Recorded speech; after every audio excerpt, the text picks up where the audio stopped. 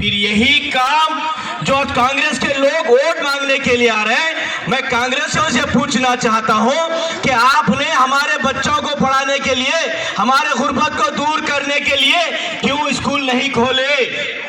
आज पूरे हिंदुस्तान में अगर मुसलमान आज पंचर की दुकान पे, आज फ्रूट की मंडी पे, आज पान डब्बे पे, आज मैकेनिक शेडों पे अगर वजह बैठे हैं, उसकी वजह है कांग्रेस पार्टी। 56 साल हम तुमको सेक्युलरिज्म के नाम पे वोट डाले, भैया नौ से अडवाणी के नाम पे हम डराए, हमको वोट डाला गया। आज नरेंद्र मोदी के नाम पे डरा के वोट डाल रहे हैं। हम डरने वाले नहीं है मुसलमान कौम, हम जो है मुकाबला करने के लिए तैयार है। मैं बात करता हूं, कांग्रेसियों से पूछना चाहता हूं कि आपने सेक्युलरिज्म के लिए क्या किया? सेक्युलरिज्म से किसी का पेट नहीं भरता, सेक्युलरिज्म से किसी की हिफाजत नहीं होती। आपको क़ियादत, अगर कांग्रेस पार्टी की क़ियादत अगर सेकुलर है तो आवाम की जो हिफाजत होती है, आवाम के लिए स्कीमात आते हैं। कांग्रेस पार्टी में कोई सेकुलर कायद नहीं है। आज तेलंगाना का चीफ मिनिस्टर रेवंत रेड्डी एक जो है बिल्कुल कम्युनल आदमी है और खासकर मुसलमानों के खिलाफ काम करने वाला शख्सियत है। 5 महीने का दौर आपके सामने है। 5 महीने के दौर में वो कहता है कि तेलंगाना के लोगों में चार मीनार को देखे तो मुझे गुलामी नजर आती है, बोलता है। 4 मीनार निजाम ने किस लिए बनाया था? हिंदू, मुसलमान, सिख, ईसाई, ये 4 सेक्युलरिज्म की निशानी है हमारे तेलंगाना की। रेवंत रेड्डी कहते हैं कि उस 4 मीनार के लोगों को मैं निकाल दूंगा। तो आप बताओ मुसलमानों के साथ क्या सलूक किया जा रहा है चीफ मिनिस्टर का? आज तक के 70 साल के दौर में कैबिनेट में कभी भी ऐसा नहीं हुआ कि हमारे मुसलमानों को जो है मिनिस्ट्री नहीं देगी। ये वाहिद रेवंत रेड्डी कांग्रेस है जो मुसलमानों को जो है मिनिस्टर नहीं बनाया। मैं पूछना चाहता हूं उन उलमाओं से, उन जमातों से जो कांग्रेस को वोट डालो क्या बोल रहे हैं, आपने रेवंत रेड्डी से सवाल क्यों नहीं किया कि हमारे को जो है मिनिस्टर क्यों नहीं बनाया गया? जहां पे जाता है हमारे निजाम सरकार को गाली देता है चीफ मिनिस्टर रेवंत रेड्डी, हमारे निजाम को जो है गाली देता है। आज वही निजाम के आज जो इतने इमारतें, इतने यूनिवर्सिटीज हमारे निजाम ने बनाए, आज भी वही कायम है। मैं पूछना चाहता हूं कांग्रेसियों से, तुमने मुसलमानों के वोट लेके कौन सी ऐसी स्कीम लाई? आप बताएं, फिर वोट डालने के लिए आपको हक है पूछने का। केसीआर साहब ने क्या किया? अगर मुसलमानों को गुर्बत दूर करना है तो उनके बच्चों को पढ़ाया जाए। दूसरा स्कीम उन्होंने क्या सोचा कि हमारे गरीब बच्चों में अगर कोई गरीब बच्ची की माँ अगर उसकी गरीब बच्ची की शादी अगर करना चाहती थी तो घर घर फिर के 1 लाख रुपए जमा करने के लिए वो 100 घर को जाना पड़ता था नहीं था?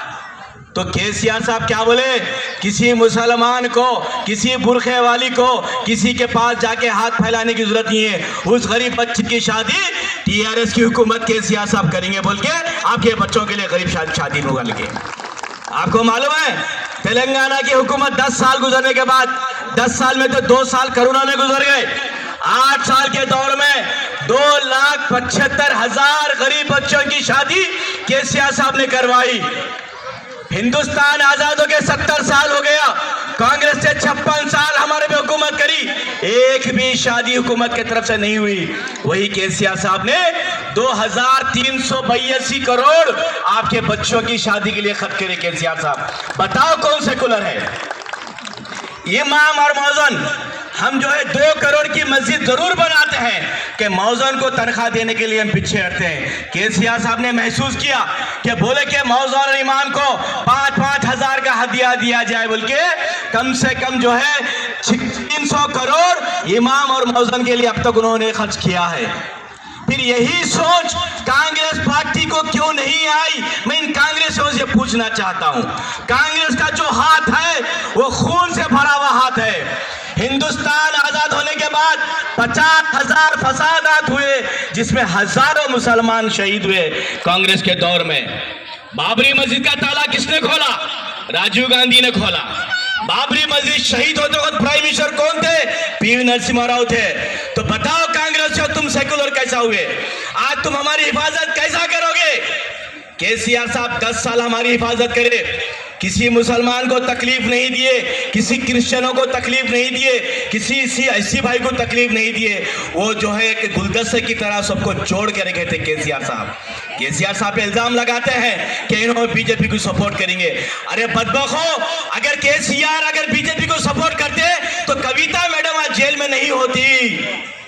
बीजेपी से अगर मिलना होता तो उनकी बेटियां जेल में नहीं होती। उन्होंने जो है बीजेपी के खिलाफ करने से उनकी बेटी को जेल में डाला गया। मैं मुसलमानों के मेरी बहनों से अपील करता हूं कि आपके गरीब बच्चों की शादी केसीआर साहब ने करवाई कि रेवंत रेड्डी क्या बोला कि 1 लाख केसीआर दे रहे, मैं जो है दिसंबर 9 तारीख से 1 तोला सोना दूंगा बोला। 5 महीने में या किसी बच्ची की शादी नहीं हुई ना, फिर 1 तोला सोना क्यों नहीं दिया?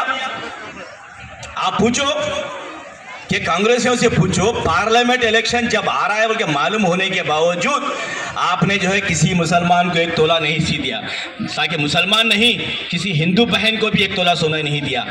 आज करंट का क्या है हालत देखो आप, 4-4 घंटे करंट जा रहा है। यही केसीआर साहब की हुकूमत में करंट गया? नहीं गया। पार्लियामेंट इलेक्शन के बाद कम से कम 8 से 10 घंटे करंट जाने वाला है। ये करंट जाने से कौन परेशान होंगे? हमारे कौम के लोग, जो वेल्डिंग शॉप पे बैठता है, जो पंक्चर शॉप पे बैठता है, जो फ्रूट की मंडी पे बैठता है, जो गन्ने की जो दुकान चलाता है। तो आप सोचने की जरूरत है, अगर इनको यहाँ पे अगर सबक नहीं सिखाया गया, पार्लियामेंट इलेक्शन में अगर इनको सबक नहीं सिखाया गया, तो ये बोलेंगे कि हम इनको कुछ करो या ना करो, ये कांग्रेस को वोट डालेंगे बोल के ये जो है अपने फखर में रहेंगे। इनका फखर तोड़ना है तो केसीआर साहब को जो है भारी मेजॉरिटी से जो है मन्ने श्रीनिवास रेड्डी साहब जो 5 साल से आपके एमपी है, आप उनको जो है वोट डाल के जिताना।